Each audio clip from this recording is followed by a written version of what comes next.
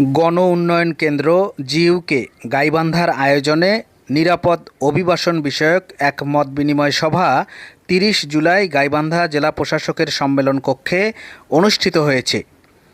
স্থানীয় সরকার বিভাগের উপপরিচালক মুশফিকুর রহমানের সভাপতিত্বে অনুষ্ঠানে বক্তব্য রাখেন গাইবান্ধার অতিরিক্ত জেলা প্রশাসক যাদব সরকার।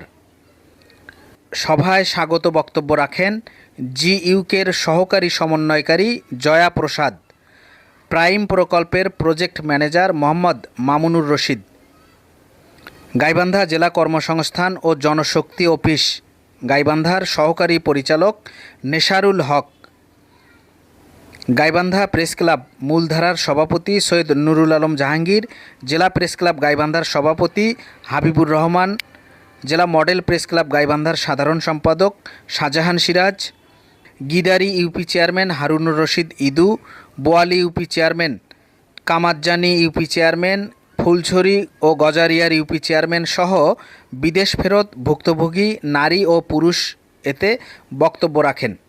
জেলা পর্যায়ে সাংবাদিক যারা পরিদর্শনে গেছিল সেখানে আমিও গিয়েছিলাম।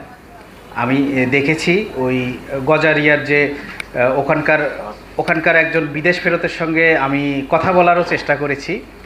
গাইবান্ধা জেলা অফিস হিসেবে আপনাদের করণীয় এবং আপনাদের কাছ থেকেই বেশি করে মানুষ যেন সচেতন হয় এবং দালালের দৌরাত্ম্যটা যেন কমে, এইটা আমরা গণমাধ্যম কর্মী হিসেবে অবশ্যই চাবো যে সচেতনতা বৃদ্ধি হোক। কিন্তু সচেতনতা মানুষকে বাংলাদেশে বিশেষ করে আমরা কথা দিয়ে কাজ হবে না। যারা অন্যায় করবে আর তাদেরকে আপনি বুঝাবেন, তাদেরকে ভালো ভালো কথা বলবেন, এটার চেয়ে কঠোর আইন প্রয়োগ করা। গাইবান্ধায় কতজন মানুষ নির্যাতিত হয়ে ফিরে আসলো, তাদেরকে নিয়ে গণ উন্নয়ন যে কাজটা, একটা গাভী দিচ্ছে, একটা গরু দিচ্ছে, যেটুকুই হোক তারা কিন্তু দিচ্ছে। আর আপনি সরকারি একটা দপ্তরের প্রধান হিসেবে গাইবান্ধায় আপনি যেমনটি ওই সৌদি আরব ফেরত বললেন যে আমি তো 5 বছর হলো আসি, টাকাই লাগে না, কোনো গৃহকর্মী যাতে বাংলাদেশ থেকে টাকা লাগবে না, পাসপোর্টও তারা করে দেবে। কিন্তু তারপরেও দালাল কতটা শক্তিশালী যে তারা ডোর টু ডোর গিয়ে টাকাও নিচ্ছে, তাদের ক্ষতিও হচ্ছে। তো এটা তো থামছে না। এই যে গোল টেবিল বৈঠক, লাভ কি? এটার আমরা সুফল কবে পাব, কিভাবে পাব?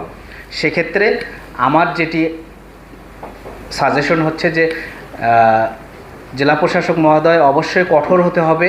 এই যে যারা ভুক্তভোগী আছে তাদের হিস্ট্রিগুলো আমরা গণমাধ্যমে তুলে ধরব, তার চেয়ে বরং প্রশাসনিকভাবে শক্ত অবস্থানে যেতে হবে। শক্ত অবস্থানে গিয়ে তাদেরকে কঠোর আইনের আওতায় আনতে আপনার দপ্তর এবং আমরা গণমাধ্যম কর্মী আমরা সহযোগিতা করব। এই যারা দালাল, এদেরকে শাস্তির আওতায় না আনতে পারলে এই বৈঠক বৃথা। অতএব গণ উন্নয়ন কেন্দ্রের সকলকে আমার পক্ষ থেকে অভিনন্দন। আপনারা খুবই ভালো কাজ করছেন। পাশাপাশি জেলা প্রশাসককে বলবো, জেলা প্রশাসন মহোদয় অবশ্যই এই দালালদেরকে আইনের আওতায় এনে কঠোর শাস্তির ব্যবস্থা নেবেন, এইটাই প্রত্যাশা। আসসালামু আলাইকুম।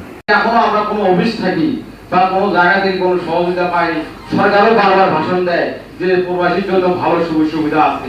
তো দীর্ঘ 10টা বছর যে আমরা কষ্ট করলাম, খায়া না খায়া, তা আমরা কোথায় গেলে কোনটা সুবিধা পাবো? স্যার আপনারা বলেন দেখি, কোন লাইনে গেলে আমরা সুবিধা পাবো? এখন বর্তমানে আমি দীর্ঘ 10 বছর বিদেশ করার পরে 11 জন ফ্যামিলিতে আমার লোক, তাকে যেটুকু টাকা কামাই করছি, সম্পূর্ণ টাকা বাপ মায়ের অ্যাকাউন্টে দিয়ে এসছে, ভাই লেখাপড়া করাইছি, বোন লেখাপড়া করাইছি। দালালকে আইনের আওতায় নিয়ে আসার জন্য সরকার একটা পদক্ষেপ গ্রহণ করছে, সেটা হলো রিক্রুটিং এজেন্সির যে মালিক, প্রোভাইডার, তার স্বাক্ষরিত একটা আইডি কার্ড তাকে দেওয়া হবে। তার স্বাক্ষরিত যে ওই আইডি কার্ড ব্যক্তি যদি তার মাধ্যমে কোনো লোক বিদেশে গিয়ে প্রতারিত হয় বা কাজ পাচ্ছে না বা ফেরত আসতেছে, তখন কিন্তু রিক্রুটিং এজেন্সির মালিক তাকে আইনের আওতায় নিয়ে আসতে পারবে এবং সে যদি বেশি টাকা নিয়ে থাকে সেই টাকারও ব্যবস্থা করতে পারবে এবং ওই আমলে আমরাও তাকে আইনের আওতায় নিয়ে আসতে পারবো। এটা প্রক্রিয়া চলছে। Shahjahan Siraj, voice of Gaibandha.